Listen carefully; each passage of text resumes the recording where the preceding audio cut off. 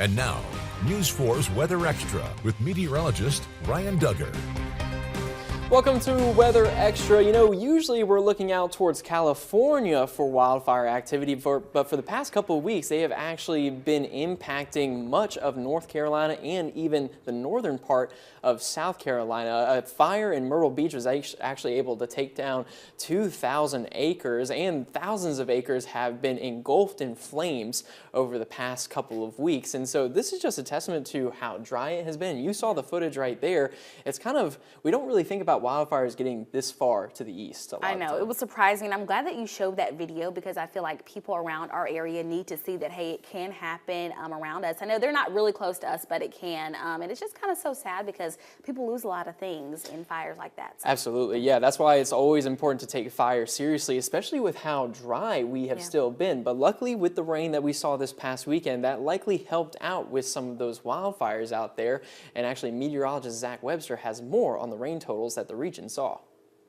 It was a pretty wet weekend and especially a wet Sunday for many locations out across the southeast and the deep south, stretching basically through the central portions of Mississippi, a really good portion of Alabama, most of Georgia, the southern portions of South Carolina, with some of our heaviest rainfall out across the Florida Panhandle and the northern portions of the Florida Peninsula. For the most part across the southeast, many locations saw anywhere between a half an inch of rain right around Montgomery to an inch or more. Places like Meridian over toward Macon and closer towards Savannah started to see some of those rainfall totals push up a little bit higher toward an inch and a half, closer to 2 inches of rain. But again, by far, some of our heaviest rainfall came down out across the Florida Panhandle and the northern portions of the Florida Peninsula, where we saw multiple rounds of storms kind of move over the same locations throughout our Sunday afternoon and into Sunday evening. Areas around Tallahassee saw some of those rainfall totals around 4.5 to 5 inches of rain. That got a bit more widespread farther off toward the east to the north of Gainesville and toward the west of Jacksonville as well. We'll start to turn a little bit drier as we head into the middle of this week. It looks like more rain chances could be on the way as we head into Thursday of this week.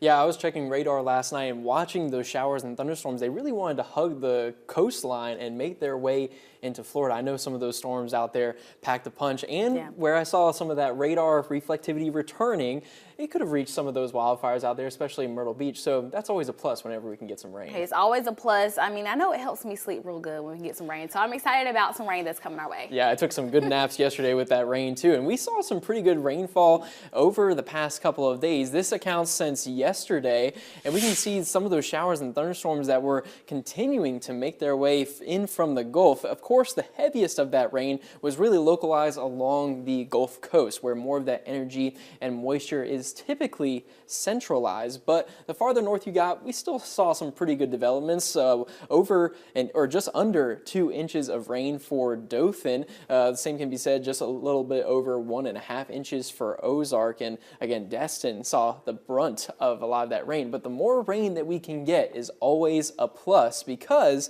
typically for this time of year, we see a little bit more rainfall before May, and we've just been in a deficit for the past several months. This is the normal total that we had since August through February. That's about 30 inches, and this is the actual rain total, 22 inches. We did get over this past month so far 2.76 inches, so that has helped with the deficit, but we are still just under 6 inches of rainfall missing. So any rain that we can get is definitely a benefit since we've been so dry for almost a complete year now. Hey, Ryan, I agree with you, and I'm pretty sure people's yards will agree with you that we need some rain because it's been dry. Yeah, it has been dry. So hopefully as we get more into meteorological spring, more of that rain can follow. But of course with that also has the risk for severe weather. And we are tracking another event that could make its way into our area this weekend. So we're going to be going over more of those details just after the break. And now, News 4's Weather Extra.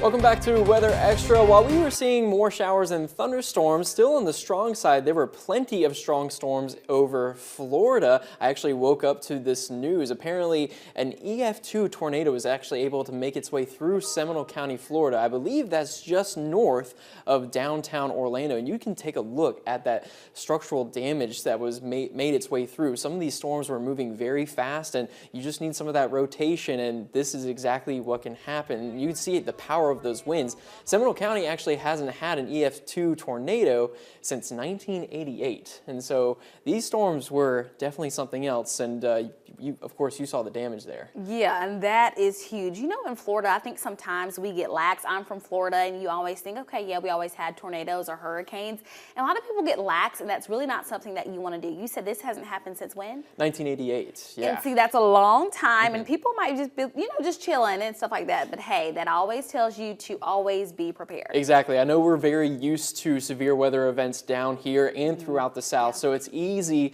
to hear about the next wave coming, being like, okay, well, we've been through this before, but it's always great to have your guard up, especially when, you know, some storms can pack a punch just like that. And so that's why we're also watching for another severe weather event that could potentially make its way in late Saturday night into Sunday morning this weekend. So we're going to be taking a look at some of the models here just to get the sense of the timing. It's not really more of a if severe weather can happen, it's when. And so what we're watching out for first is some of this energy just off to the west coast of Los Angeles. That will continue to make its way farther to the east, and what that will grant for us first is a day of some scattered showers and thunderstorms throughout parts of Alabama Thursday afternoon. Now, the dynamics for severe weather aren't really set for this day, but it is the next rain chance that we are watching out for. Then following that, we're going to hold on to some of that cloud cover, and then to the west, this is where we'll see more of that energy and moisture build for the state, and we'll see yet another line of showers and thunderstorms make its way through the southeast. Again, the timing, of course,